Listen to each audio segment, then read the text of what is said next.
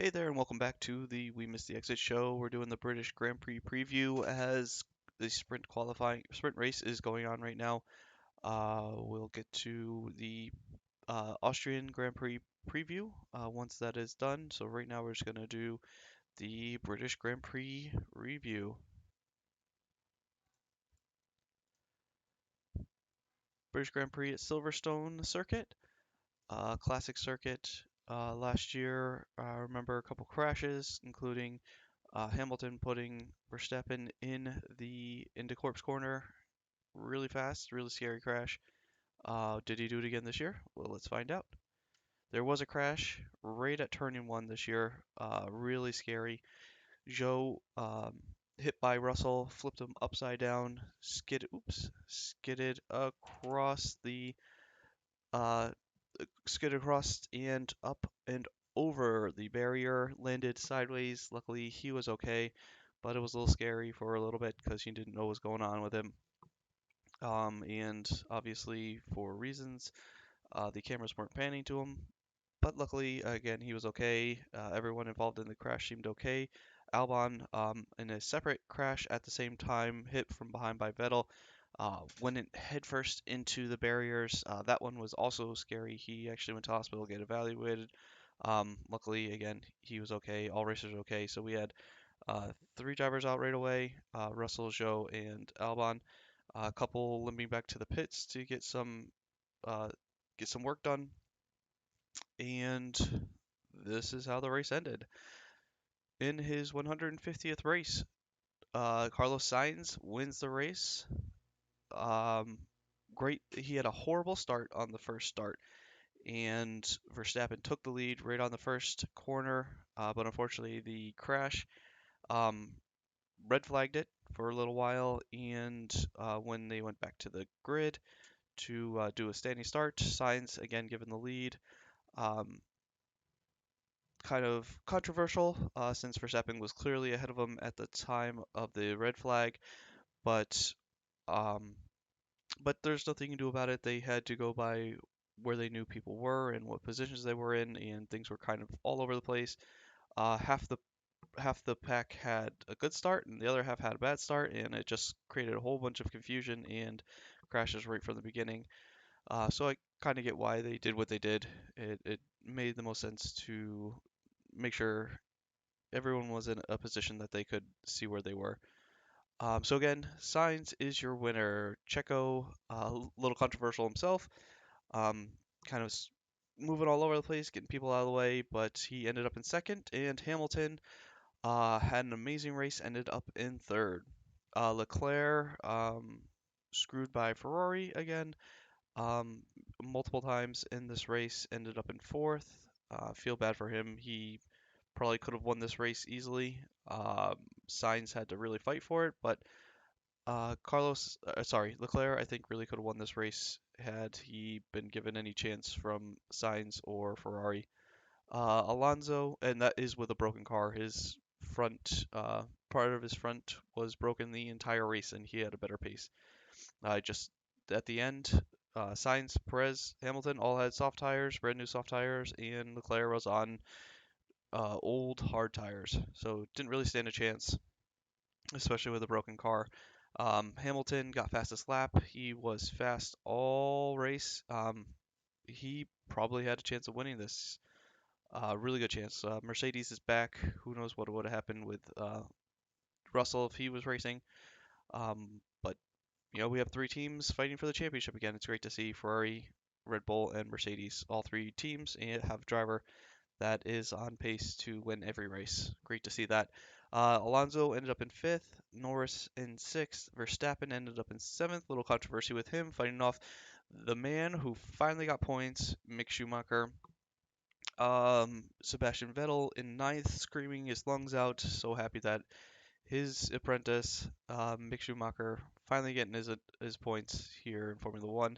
And Haas also in 10th, Kevin Magnussen.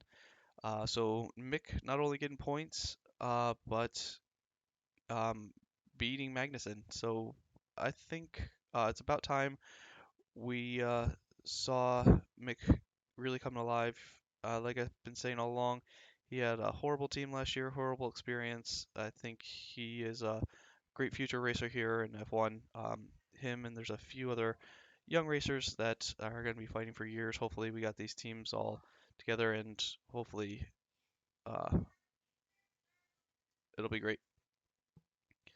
So the Canadian Grand Prix, my predictions versus what really happened. I predicted Verstappen would win the race. He ended up in the top 10. Sainz, I predicted would be second. He ended up winning, so top 10. Leclerc, I did not get that correct. I said he'd get third. He ended up in fourth. I thought I updated this, but obviously I missed out a little bit. Sergio Perez, and I said would get fourth. He ended up in the top 10. Second place, Hamilton, I said would get fifth. He ended up in third. Russell, I finally put Mr. Consistency uh, to finish in the top 10. I've been predicting all along he would have a failure or something, get out of a race. That finally happened, unfortunately for him. Um, you could say whose fault it was. I think it was just a racing incident. Um, but it happens. Russell was out, so I got that wrong. Norris, I said would get seventh. He ended up in sixth, so top 10. Alonso, I said would get eighth. Again, not top 10. Bottas, I said would get ninth. He don't remember what position he was in, but he was not in the top 10. And Gasly, I said would be 10th, and he also was not in the top 10. So my driver of the day could have gone a few different ways here. Checo, um, all the Checo, had a great race. He was way behind at one point, ended up finishing second. Hamilton had an amazing race. Um, Hamilton was on fire again, fastest lap. He was fast all day. But I have to give my driver of the day to the man who got his first win on his 150th race, Carlos Sainz. And now the driver standings. Verstappen stays in first, Perez in second, Leclerc's in third, Sainz in fourth, Russell fifth, Hamilton sixth, Norris is in seventh, Bottas in eighth, Ocon in ninth, Alonso in 10th, Magnussen in 11th, Gasly in 12th, Ricciardo in 13th, Vettel in 14th, Tsunoda in 15th, Zhou in 16th, Schumacher in 17th, Albon in 18th, Stroll in 19th, and Latifi remains the only driver without points after Mick picked up his first points. So Sainz um, winning the race goes up over George Russell. So now we have Red Bull 1-2, Ferrari 3-4, and Mercedes 5-6. So we have three teams with drivers who can win any race, all fighting for the championship here, which is of course great to see. Um, Interesting to see here. Mick finally off of the bottom row, moving up into 17th. He goes above Albon. He's just a point behind Joe. Um, Ricardo drops down to 13th, behind Kevin Magnussen, Pierre Gasly. Um, you know, it's something's going on with Ricardo. I don't know what it is. If it's the car, it doesn't seem like it because Norris is up in 7th with points. Um, been saying all along, Ricardo just looks off, and it'll be interesting to see what happens. After this race, Leclerc looked a little frustrated. Be interesting to see if he's looking to make a move. Ferrari clearly hasn't had his back all season. Um, Leclerc went through some really bad times with him, so it'd be interesting to see if he decides to leave. But um, all season, Ferrari has not had his back. They've really haven't favored either driver, but his car's been failing him. Pit stops have been failing him. Orders haven't gone through.